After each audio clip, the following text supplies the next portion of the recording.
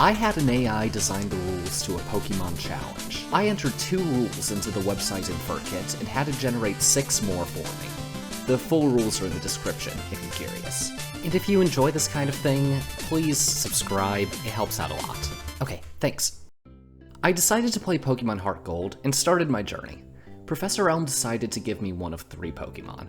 Now, Rule 4 says that I can only catch shinies, but it doesn't say anything about being given Pokemon. Stupid AI, never considering the loopholes. I still wouldn't be getting many Pokemon in the game though, so I chose Totodile since he can learn the most HMs out of all of the starters. I named him Gabos after the greatest video game of all time, and after running some errands for Professor Elm and meeting some old guy, I trained Gabos for a bit and then fought my rival.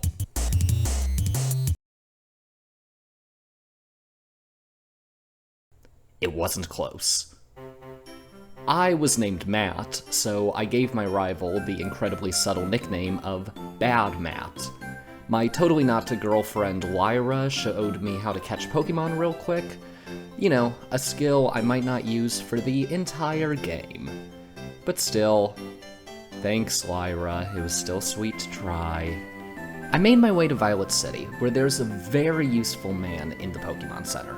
His name is Primo, the Big Brother, and he is always watching. But if you answer his surveillance state questions in incredibly specific ways based on your trainer ID, he gives you one of 3 Pokemon. So, he gave me an egg, and I started running around like crazy.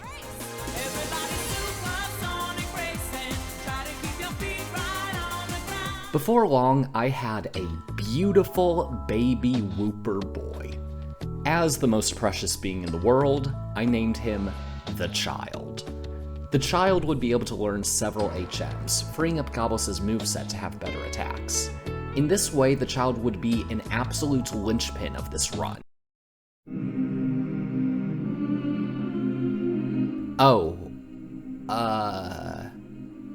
I immediately killed the Child.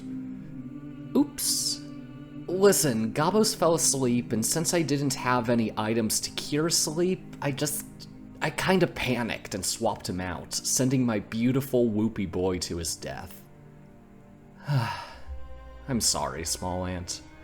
I immediately realized afterwards, though, that if a Pokemon wakes up themselves, that I didn't actually cure them, so it was all for nothing. Rest in peace and goodbye forever, the Child. I was now able to challenge the first gym leader, Faulkner. Other than having to deal with the self-regenerating Pidgeotto, it was honestly a cakewalk. Elm also sent me another egg, since, you know, I'd proven to be so good with children. Around this time, Gabos started trying to grow up, which, as an overprotective parent, I obviously wouldn't allow.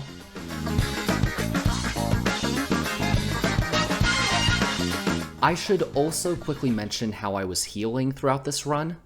Rule 6 says that I can only heal HP with items, which obviously means that I couldn't rely on Pokemon Centers, but I was bound to run out of PP for my moves before long.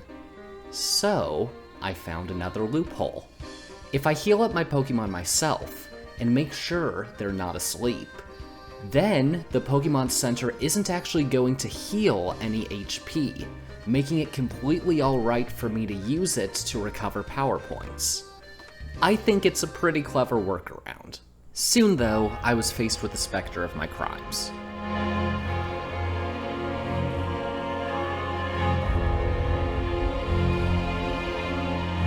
Which I immediately killed.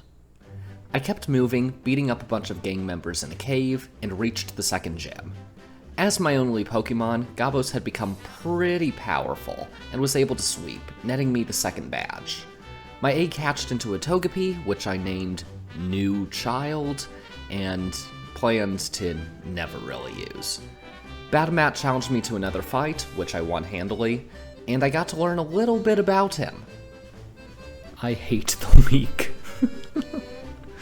I just wish I knew what this guy's ideology was. They're really keeping it vague. I eventually reached the third gym, Whitney.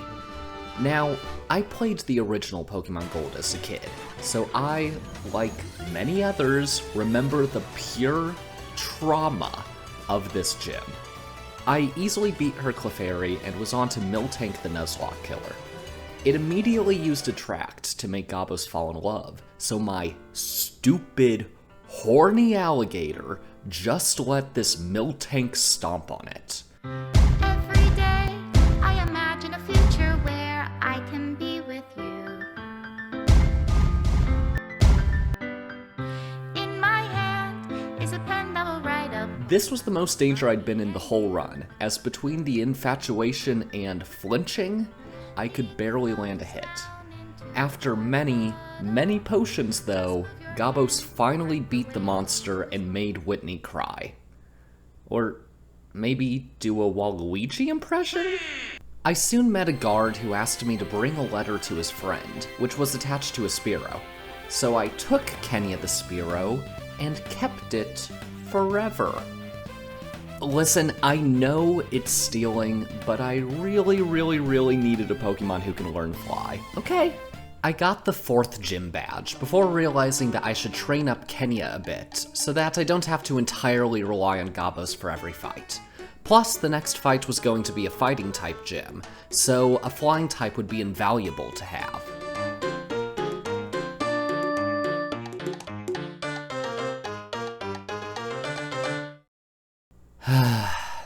Goodbye, Kenya. I ran away from my shame and surfed to a nearby island, where something incredible happened. Hello? Look at this. This never happens. I'm getting a call from Todd. Hi. Hey, Todd. Your Psyduck looks more like you. You know what? You failed to beat Drowsy? Wow. Okay, see ya, Todd. Boy, I wish crazy stuff like that happened to me. Well, too bad. I then fought Eusine, and, well, just watch. Uh-oh. No.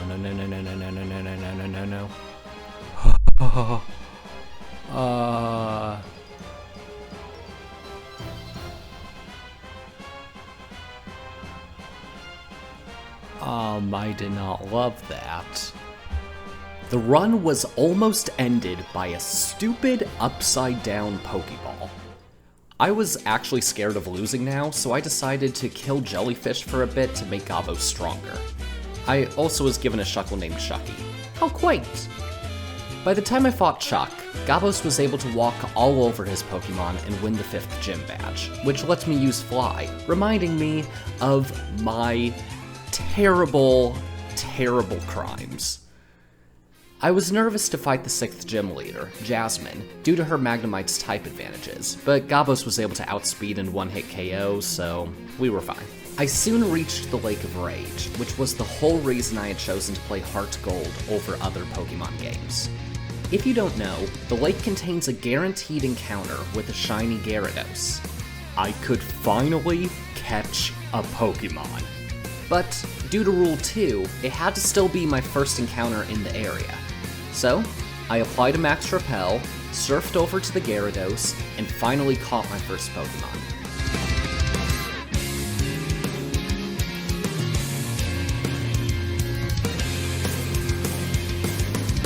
So I named it Shiny. I beat up some gang members in their lair, quickly beat Gym 7, beat up some more gang members in a city, and finally reached the final gym. This gym is allegedly a Dragon-type gym, but not all of the Pokemon used are actual Dragon types. Gabos was able to beat Claire's Gyarados though with Crunches, Shiny wiped out her Dragonairs with Ice Fang, and only her Kingdra was left for Gabos to deal with. You know what? Let's finish this.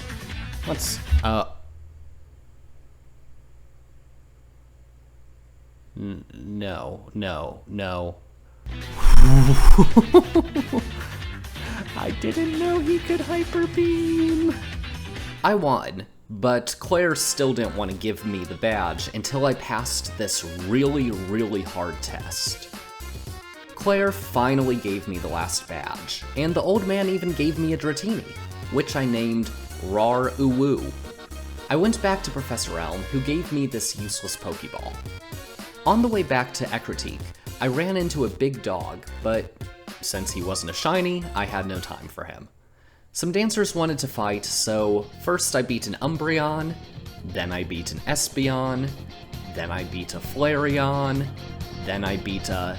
It's not a game, I'm not a robot, and I'm challenging you. I'm not a phantom, I'm in your face, and I'm here to see it through. Then I beat... Right before your eyes, watch us multiply. Got the flame right.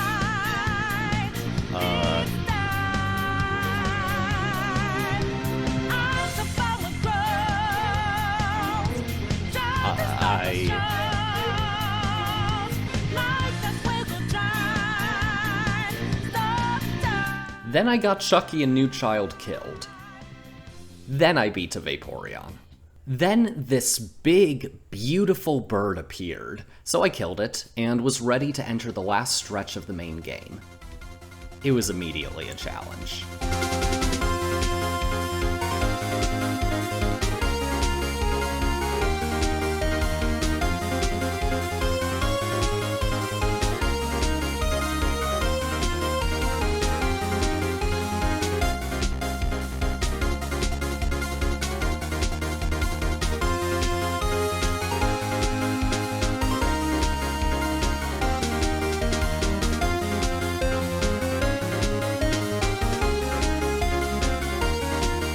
I got to annihilate Bad Matt one last time before finally reaching the Elite Four. I was going in with just 2 Pokemon, so I was pretty nervous. First up was Will. Gabos used Crunch to take out his first Xatu and Jinx, Shiny Ice-Fanged Exeggutor, and Gabos crunched Slowbro in the second Xatu. So far, not too bad. 1 down, 3 to go. Koga was next. I didn't have any direct counters to Poison, but Surf's same type attack bonus was able to let Gabos wipe out Ariados, Forretress, Muck, and Crobat, and a well-timed crit on a Crunch took out Venomoth. 2 down, 2 to go. Bruno was one that I was worried about. His fighting-type Pokemon can hit hard, and I didn't have any super effective moves for them. Out the gate, it was an intense fight.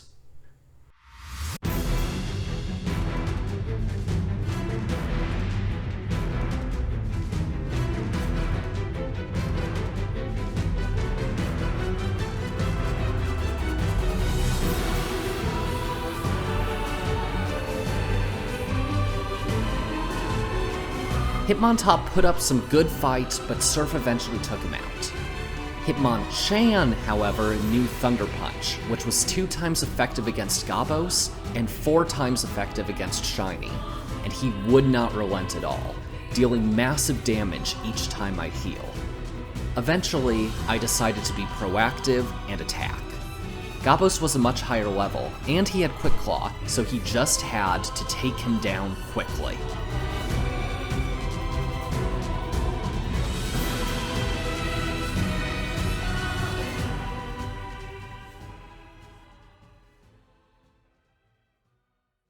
I failed. My oldest ally, Gabos, was dead. Shiny was able to avenge him with an Earthquake, though. His next Pokemon, Onix, knew Rock Slide, which was super effective, but not much of a threat to Shiny. Bruno's Machamp, however, also knew Rock Slide, and it was a lot more powerful. Every time I'd heal Shiny, Machamp would just damage him again. So I finally came up with a new plan. Rock Slide has a 90% chance of hitting, in 10 PP, so if I could make him waste all of his PP, or if he just missed a hit before he got a critical and one-hit KO'd me, I could win. I had about a 70% chance of pulling this off. So Shiny fought on.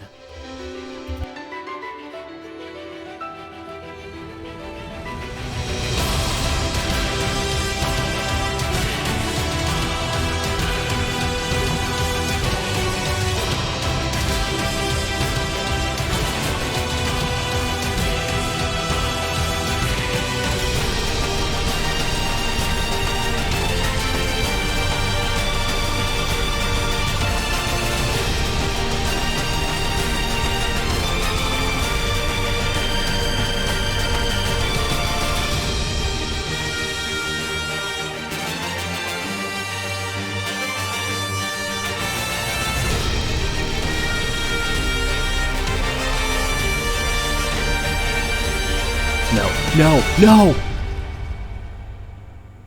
No. Oh. Oh. Oh no. No, no. I had the willpower, the human spirit, 2 strong Pokemon. And in the end, I completely failed. If you enjoyed my failure and want me to give another shot at defeating our machine overlords, please subscribe. Thanks for watching. Love you all.